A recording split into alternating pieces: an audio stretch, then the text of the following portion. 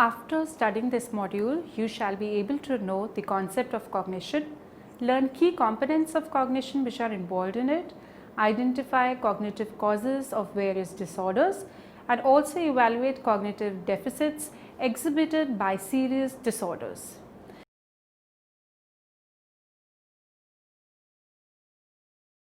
Given the diversity of cognitive problems, cognitive domains such as executive functions, attentions and memory emerge most frequently at risk. Specificity of cognitive impairment across disorders, the relationship of these deficits with the underlying psychopathology, neurobrain images of these disorders, and also the impact of impairments on treatment implications need to be explored. So let's start with what is cognition. Cognition is the ability to process information and draw inferences which lies unique to the human species. This specific ability in broad sense is called cognition and includes the key components such as attention, memory, thinking, learning, perception, motivation and language. Throughout life, it can be broadly described as an interaction between knowledge-driven processes and sensory processes, and between control processes and automatic processes. Among the specific aspects that may be used to gauge the functioning of cognition and judgment, use and manipulations of symbols, perception, acquisition of skills, etc. is important. Deficits in such area may lead to problems in thinking critically, planning and organizing, and paying attention and processing the information, even in recalling and working upon the information simultaneously, initiating speech and responding to information simultaneously. Therefore, certain questions need to be answered in context of psychiatric disorders and cognitive impairments. So what these questions will be: what is the profile of cognitive impairment in psychiatric disorders? How does cognitive impairment relate to other genetic and sociocultural factors? And also, do these cognitive deficits vary over a period of time or they remain same? And fourth, how does cognitive impairment impact the prognosis of the disorder? So these were the certain questions which needs to be answered. Now let's come to key cognitive domains. Cognitive impairments share a good relationship or a major relationship with the nature and magnitude of the pathology. Therefore, it becomes extremely important to understand key cognitive domains in brief. First is the working memory. It deals with holding information in mind and simultaneously working or manipulating the information. It involves higher mental activities such as being able to relate one idea to another, performing mental maths, relating previous information with the new learnt information, and sequencing the information. It entails the capacity to hold a particular set of information online for a brief span and later either use the information or manipulate it to draw conclusions for cognitive behavioral tasks. Working memory is believed to be extremely vital in order to have a multi-dimensional view of thought or action, critical thinking, execute action plans, and further to enhance the creativity. Now, what are the executive functions? Recent attempts have defined executive functions as those which indulge in complex cognitions such as concept formations, solving novel questions, assimilations, adaptations, developing strategic approach, or sequencing complex actions. In another modern view, executive functions are identified as a product of the co-coordinated operations of various processes to accomplish a particular goal in a flexible manner. These functions are also viewed as playing a very critical role in construction of mature cognitions. Now let's understand the gist of it. In other words, we can say working memory, inhibitions, task switching emerge as major components of frontal lobe functions, in a term used simultaneously to executive functions. Thinking and reasoning. The process of cognitive rearrangements and manipulations of events, facilitating adaptations to the environment, is conceived as thinking. It is perceived to be a constructive process of creating new schemas with active assimilations and accommodation process. Thinking involves interactions of various other mental activities such as reasoning, problem solving, judgment, abstractions, deductions, etc.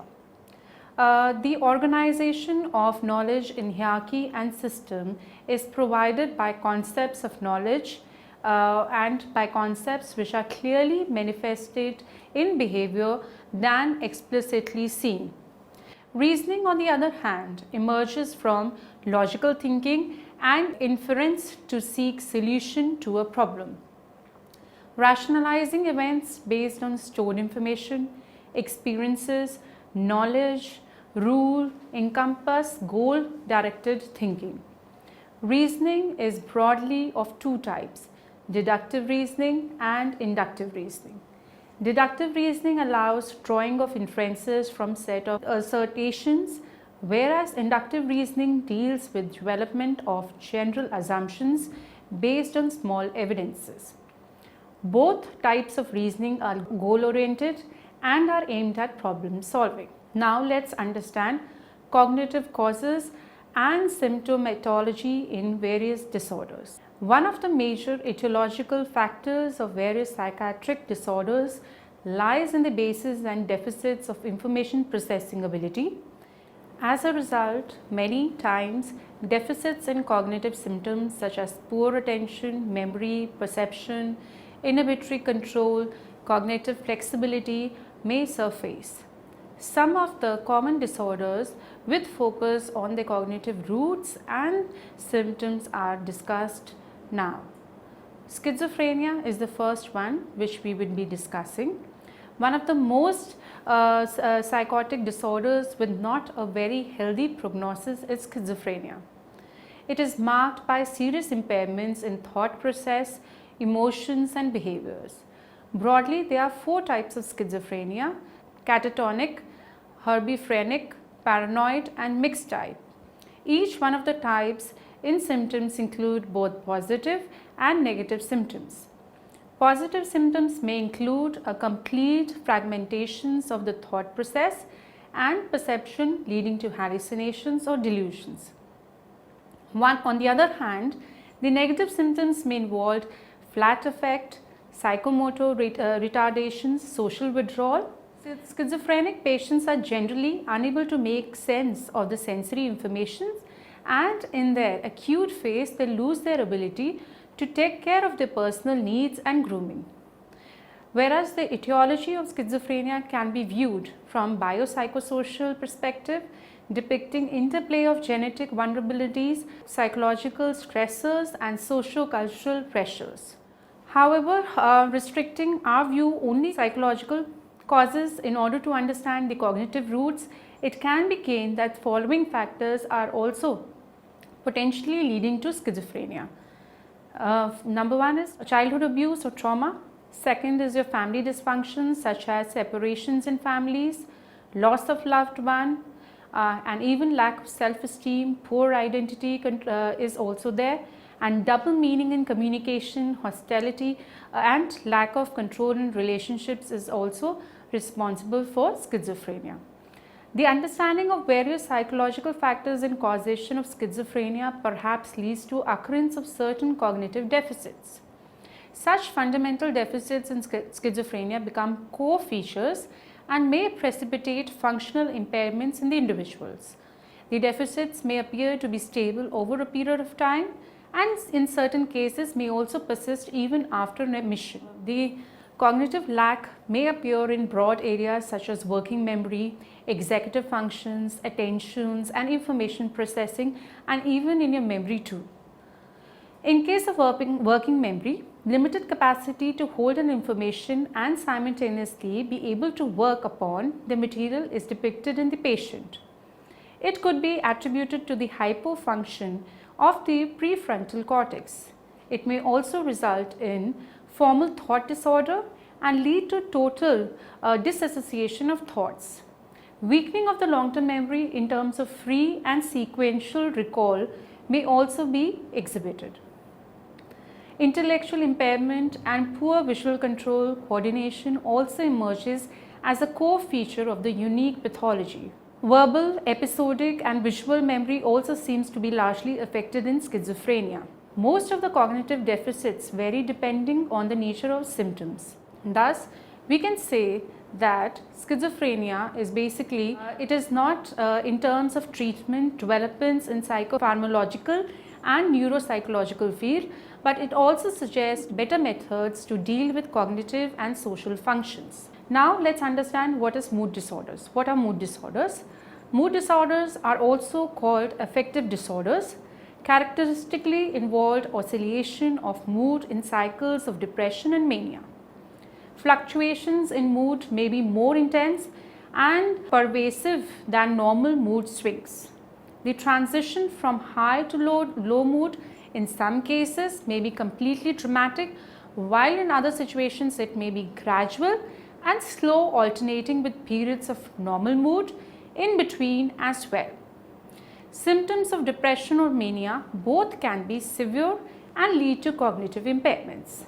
Mania may exhibit feelings of euphoria, increased psychomotor activities, flight of ideas, hallucinations, impulsivity and sociability, etc. On the other hand, depressive episodes involve feeling of pervasive sadness, helplessness, hopelessness, social withdrawal, social thinking, poor memory, pessimistic ideas, delusions, poor psychomotor activity, etc. The causes of the disorder can be attributed to stressful life events, quality of family relationships, emotional expressiveness among the family members, specific attitudes such as perfectionism, self-criticality, traumatic events. So all these are dependent for your mood disorders. The relationship between mood and cognition is dynamic as a result of state and trait dependent components. The trait dependent features may provide an insight into the genetic vulnerabilities, neurological deficits and brain abnormalities. Neurocognitive deficits are very strongly present in mood disorders and as well reflected in performance, test for attention, executive functions and memory. In acute phase of mania, the patient may exhibit short attention span and high distractibility. Lack of planning, organizing and impulsivity in execution is clearly seen. However, in case of comparison between two phases, the cognitive intactness seems to be better in depression than in mania. Also, high correlation of nature and strengths of deficits with duration of illness is seen. The third factor out here is depression. One of the most common psychiatric disorder is depression, which is characterized by feelings of sadness, helplessness, hopelessness, guilt, disturbance in sleep pattern, lack of appetite, loss of libido, social withdrawal, etc. Depression seems to be more common in females than in males, and recent research basically suggests increasing prevalence of childhood depression as well. Mild depression can be treated through professional psychotherapy, whereas moderate to severe depression would require medical interventions. Attempts are being made to understand the causes of depression. Besides the genetic factors, cognitive models have gained prominence and acceptance as well. According to the cognitive theory, the cognition or one's thoughts and beliefs are potentially determine the emotions and behaviors of a person. Also, Beck has found evidence that deviation from logical and realistic thinking was found at every level of depression, from mild neurotic to severe psychotic. In this model also asserts that three specific ideas are coming out. Cognitive trait, which is negative view of self, world and future. Cognitive schemas, patterns of maladaptive thoughts and beliefs, cognitive errors, faulty thinking and reasoning which is there. This chronic negative belief pattern later becomes a mode for a template of thinking, giving rise to negative emotions and subsequent maladaptive behaviors. Thus, we can say that since according to that what Beck has referred, the behavioral consequences of psychopathology will depend on the content of cognitive structuring. Therefore, a change in the emotions of sadness would intimate or initiate with the correction of dysfunctional thought process. In view of cognitive deficits, various studies have suggested presence of neuropsychological deficits in the area of verbal, memory, visual and executive functions. Even impaired concentration, slowness in thinking, repetitive, intrusive thoughts, indecisive nature is also being present out here in a disorder of depression. Now let's come to the next disorder, which is your obsessive compulsive disorder, also termed as OCD. It is one of the most important or most debilitating anxiety disorder, and it is potentially disabling conditions that can persist throughout an individual's life. The patient tends to trapped in a pattern of repetitive thoughts and behaviors that may occur senseless and distressing to others but are extremely difficult to overcome. Obsessions can be defined as unwanted ideas, images or impulses that repeatedly intrude in the conscious awareness of the individual. It is completely recognized as irrational, absurd, yet the patient is unable to resist, which leads to marked distress. A view of etiological theories of OCD suggests psychological, biological and neuropsychological factors. Cognitive model of OCD proposes dysfunctional beliefs, maladaptive expectations to be the major cause of anxiety. Two major cognitive biases that lead to catastrophic misinterpretations of intrusive thoughts have also been outlined. First bias involves the belief that thinking about an unpleasant situation makes it more approximate to occurrence, and the second bias or the moral bias says that holding an immoral thought is equivalent to doing an immoral action. Let's come to the next disorder, which is the somatoform disorder. Somatoform disorders are characterized by repeated presentations of physical complaints without any adequate physical basis to explain it. Such complaints appear to be truly medical in origin but cannot be explained in terms of physical disease, result of any substance abuse or any other psychiatric disorder is there. The patient seems to show a persistent request for investigations and treatments in spite of repeated assurance by the doctors. Somatoform disorder is generally found to be more common in females, whereas alcoholism and psychopathy are more prevalent in males. This pathology is many times considered to be idiom of stressors. In case of patient's significant other is able to fetch out strong secondary gains from something, somatizing imitation of the pathological behavior is an easy way for the patient.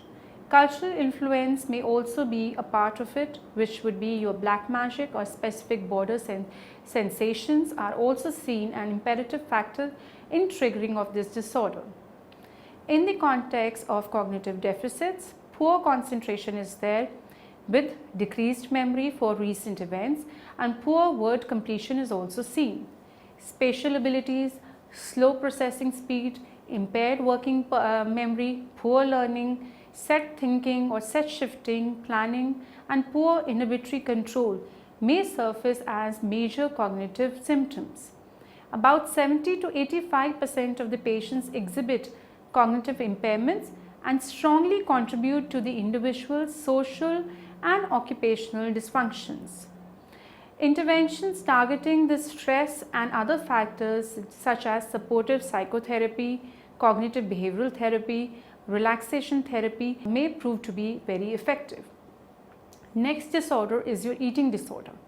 Eating disorders exhibit extreme disturbances in eating behavior. It distinguishes itself from the normal eating patterns or disturbances in terms of its intensity and manifestations. There are three types of eating disorders. First is anorexia nervosa, bulimia nervosa, and eating disorders not otherwise specified. It has also been seen that the occurrence of eating disorders can be attributed to a set of biological, psychological, and sociological factors. Considering only the cognitive factors, the cognitive theory behind eating disorders reveals that the individuals tend to excessively define and evaluate own self in terms of weight and shape. As a result, the cognitive structures unite the views of self with the body and shape, which further exerts an automatically influence on the processing of the food related stimuli. People with eating disorders tend to exhibit distortions in the processing of food related informations such as attentional and memory biases while dealing with food stimuli. We could also see that such self pressures will persuade for thinness emerges at the nucleus and encourage the individual to diet excessively. This cycle of strict dieting and then suddenly to repeated boosts of uncontrolled overeating accompanied by intense fear of weight gain emerges as a strong cognitive and behavioral challenge. In view of cognitive deficits, anorexia is associated with high levels of metacognitive capacities accompanied with lack of positive self-beliefs. In case of bulimia, poor self-esteem is accompanied with biased judgment and information capacity. Or it has been said that effective treatment approach should be taken to improve the cognitive factors which are involved in eating disorders. Next disorder will be your borderline personality disorder. Personality can be viewed as deeply ingrained pattern of behavior that includes modes of perception, relating to others, thinking about oneself and the environment. Personality disorders emerge when such personality attributes turn abnormal, maladaptive, and cause significant social or occupational impairments accompanied by or marked by distress. Borderline personality disorders is characterized with persistent disturbance of identity of self for X, who am I? Psychological causes of these disorders would be your problems with the cognitive, emotional regulation is believed to be the epicenter of these disorders. In view of cognitive deficit, recent research has revealed poor decision making among them, skills in problem solving is not there, and thus cueing strategies and treatments of such patients may prove very helpful. Therefore, another significant finding in such patients was that suicidal ideations and attempts were related to cognitive functioning than the more obviously thought level of depression is there. Next disorder is attention deficit hyperactivity disorder, which we also say ADHD. This syndrome was first described by Heinrich Hoff in 1854.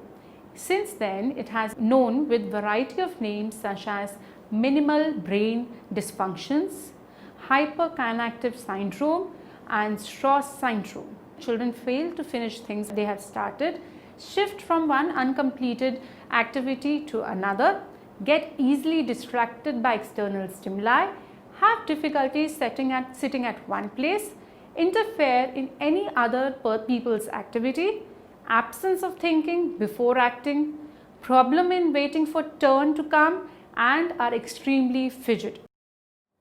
Since ADHD is a developmental disorder, biological factors also seem to play a strong role than pure psychological causes. Genetic predispositions and vulnerability is recognized as vital factor out here. Now, what are the cognitive deficits in ADHD?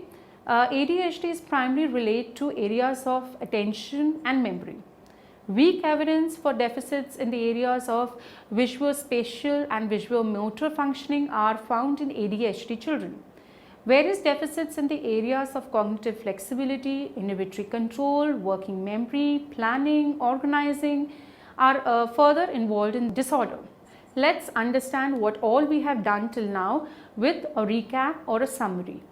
Cognitions can be defined as information processing, the capacity of an individual with various facets such as attention, memory, learning, perception, etc. The key cognitive domains where general deficits are depicted are working memory, cognitive flexibility, inhibitory control, thinking and reasoning. In case of schizophrenia, major deficits are viewed in areas of executive functions and attention and memory. Mood disorders reflects deficits in area of impulsivity, planning, organizing and intelligence. Obsessive compulsive disorder exhibits deficits primarily in areas of visual spatial ability, implicit memory, selective attention and executive functions. Eating disorder patients depict cognitive impairments in attention, memory, thought, shape, fusion, thin ideal interrelationships. ADHD children basically show functional impairments in attention, inhibitory control, visual spatial activities, abilities and even in working memories.